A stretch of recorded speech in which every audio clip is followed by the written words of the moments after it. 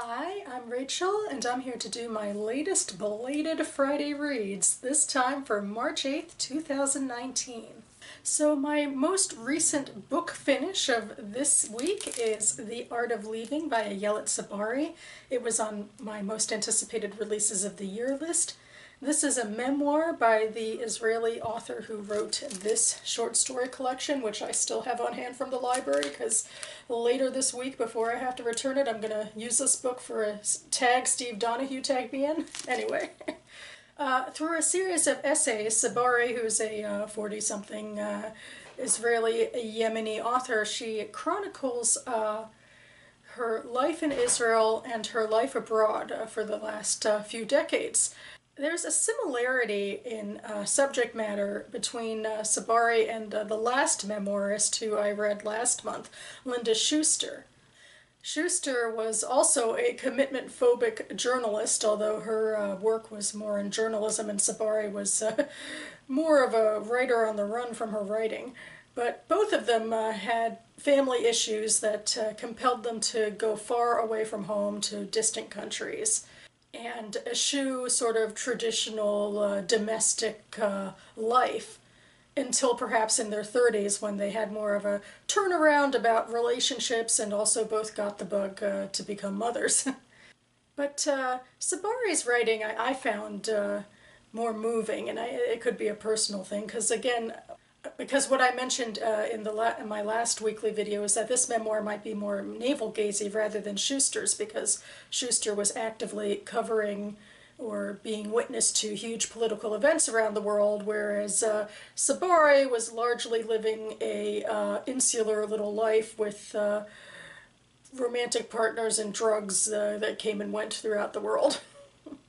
But she's also a more introspective writer, as she relies less on sarcasm and more on themes and journeys and sort of a character arc for herself, really, that's a little less stark. There's a lot of beautifully rendered stuff in here about how the loss of her father when she was a young girl impacts so many aspects of her life. She also much more deftly analyzes her past relationships and what it says about herself than Schuster did in her memoir. There's certainly an aspect of interesting culturalism in this. From an American standpoint, this would probably be less well known, but as a Yemeni Jew in Israel, Tsabari isn't a minority. In fact, Mizrahi Jews are about 50% of the Israeli population, but they've largely been subsumed, and Ashkenazi Eastern European culture has been the dominant culture, and Ashkenazi Jews have generally been wealthier and more seen, and so that's something that she also is dealing with. There's an erasure of Mizrahi culture that Israel is still contending with, and part of this book is also Tsabari talking about what it means then to grow up as a Yemeni Jew and then to come back to it as an adult. There's also essays in here that clearly showcase the inspiration for stories in this book. Although, to be fair, I think the short stories, which are not 100% autobiographical, I do think that they are stronger and more concise than the essays, because even though the essays section off pieces of Tsabari's life, they're still all part of a bigger whole, and so there can be an abruptness sometimes to the essays, whereas with short stories, it's slices of different people's lives. So I prefer the short stories, but I really like her writing style, and I was impressed by her journey in this book. And I hope to be writing a review for it soon. No more belatedness, me. Next, I'll talk about the book that I recently started. This is This Side of Paradise by F. Scott Fitzgerald. This is the second novel by Fitzgerald that I've ever started. The first, of course, being Great Gatsby in school, like most American children. So this is his first published novel, I believe. This month, I talked in an earlier video, I have a project for myself to read all of Fitzgerald's novels. Technically not the last one that was unfinished when he died, because who has time for everything? But, so this is slow going, I guess. I am not fully invested yet. I mean, I understand that Amory Blaine is this guy growing up in the very beginnings of the 20th century. He's mostly insufferable at the moment, and his mother seems insufferable. What I think I really need with this novel, which is relatively short, and this is a small mass market too, is I think I should curl up with it and try to just finish it in one fell swoop. You know, it's a rather emotional novel, I believe. Kind of like Gatsby, I guess, but so far I don't see as much of the parameters of a plot yet. But I have a lot going on this weekend, but I hope I could carve out time to just finish this novel quickly and then etch out my thoughts on it, because that's the whole point of this Fitzgerald readathon for myself. So yeah, I'm hoping for good things. And I should be able to report back on the finished experience next week. And finally, what's next on my docket, I certainly hope to start this shortly after the weekend, I hope, is The Girl from Berlin by Ronald H. Balson.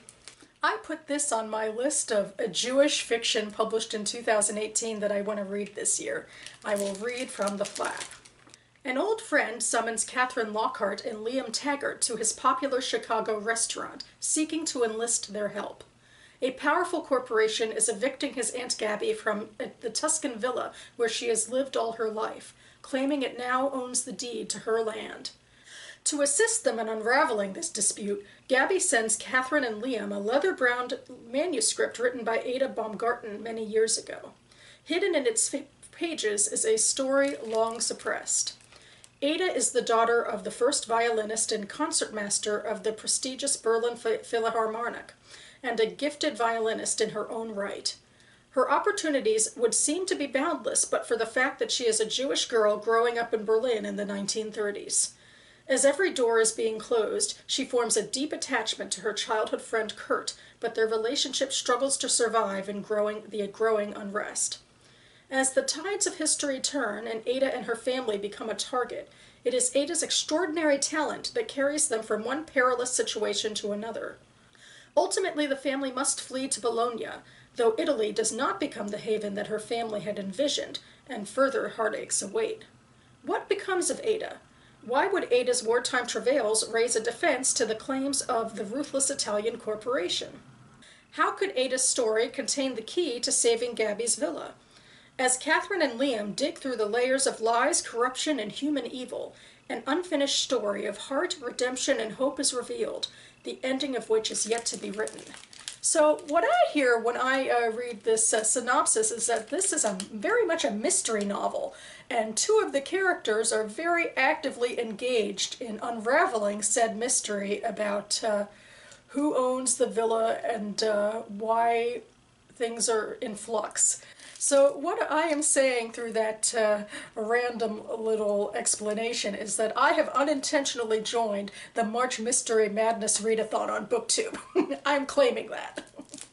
This book also won, or I should say it got on my list of to-be-reads because it won the National Jewish Book Award for the Miller Family Book Club Prize. And the Jewish Book Council, which oversees these awards, posted a interview with Balson on their website, which I will link below. And at the bottom, he answers the question about what he hopes readers will take away from his book. And he says, "I hope my readers will gain a better understanding of how the gradual impact of Nazification affected artistic life in Berlin and ultimately Italy as well.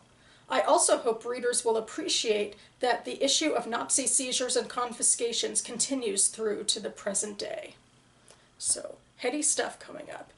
I look forward to getting to it. So that about covers it for me now. I actually have a somewhat busy weekend coming up, at least for me.